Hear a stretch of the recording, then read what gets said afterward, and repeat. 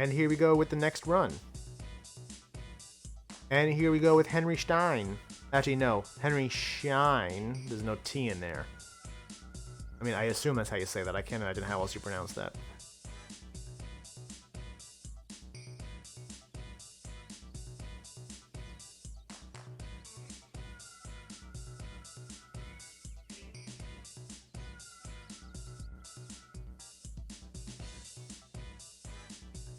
Very meh. It's a very meh kind of chart. Because it hasn't moved much in the last 5 years. Had just a lot of up and down. And sure, it's at the highs right now. Or, well, almost the highs. The highs were actually earlier this year.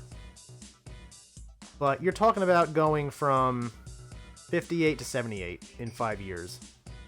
That's actually kind of terrible.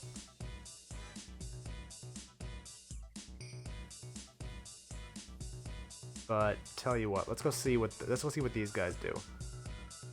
They provide healthcare products and services to dental practitioners and laboratories, physician practices, government, institutional healthcare clinics, and other alternate care clinics worldwide. 2 segments: healthcare distribution and technology and value-added services. So, medical stuff. That's kind of all I gotta know.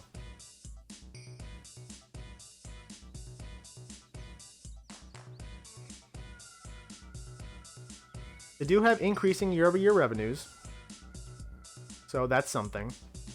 A little bit of growth action going on there. Petered out a bit. The gas behind it petered out a little bit in 2020, looks like, but I'm more than happy to chalk that up to COVID. Quarterly chart looks kind of flat, but that's kind of hard to tell. We'll see what the 2021 numbers look like when 2021 is finished. But I obviously don't have those right now, so I can't really go off of those. Annual back to school program helps children in need return to the classroom. How? You're a medical device company. How do you help children going back to school?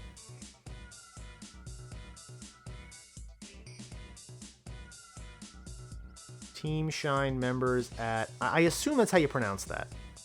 I feel stupid pronouncing it Schein because it's Team Schein members at 22 locations in the U.S., Canada, Spain, Ireland are donating backpacks filled with school supplies. Oh, so it has nothing to do with them being a medical company. They're just donating school supplies. Oh, okay, that's nice. That's very nice of them.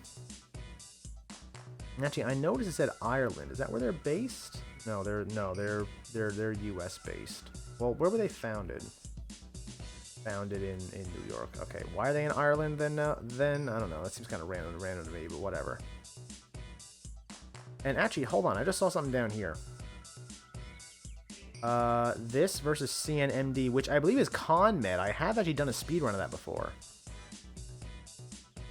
Yes, but which of these two sounded more attractive to value investors? We'll need to take a closer look to find out. Henry Schein is Zach's rank 2 of buy, while ConMed is Zach's rank 2 of hold. What did I give ConMed? Let me bring that up.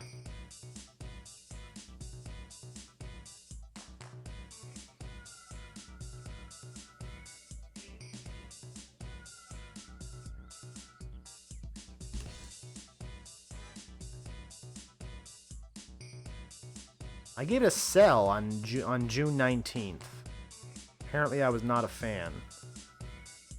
But, according to this article by Zax, it is strictly worse than Henry Schein. So what I was going to say, if that, for example, if I gave ConMed a buy, then this should, if Zax is to be believed, by default should be a buy. Or if it was a hold, then this should be anything, a hold or a buy. But it's a sell, so really that doesn't give me much information about Henry Schein. I guess Henry Schein could really be anything by that point. PE ratio of 18, coming to PE of 41. We also note that HSIC has a PEG ratio of 130. This figure is primarily to the commonly used PE ratio, factoring in the company's expected earnings growth rate. Stronger estimate revision activity. It seems to beat out ConMed in just about every category. Interesting, interesting.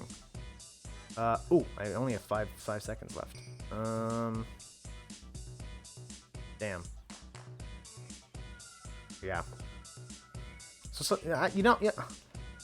So something I've noticed as I've done the speedruns more and more is that I find myself running out of time easier, because I guess I go off on tangents, and there's more stuff. As I learn more how to navigate what to look at in Yahoo Finance, I want to look at more things, and I end up talking about them and overanalyzing them, and I run out of time. So that's why with the new series I'm thinking about, I want to extend the amount of time I take to look at these.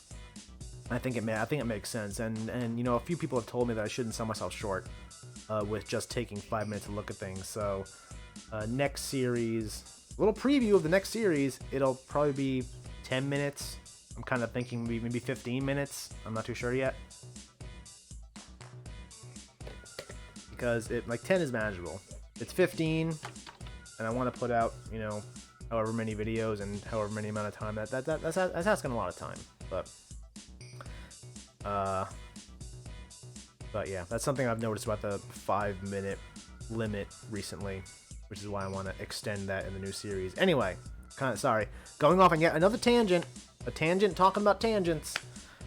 What did I think of this? I am more than happy to give it a whole.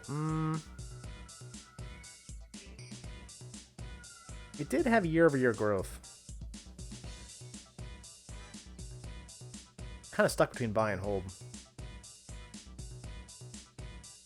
Well, it did have the quarterly, which may or may not show growth. 2021 may end up flattening that out. Well, and there was also the chart, over the last 5 years where it didn't really go much of anywhere. There are many, many, many other things that you could have held in that amount of time and made a lot more money than you would have with this one.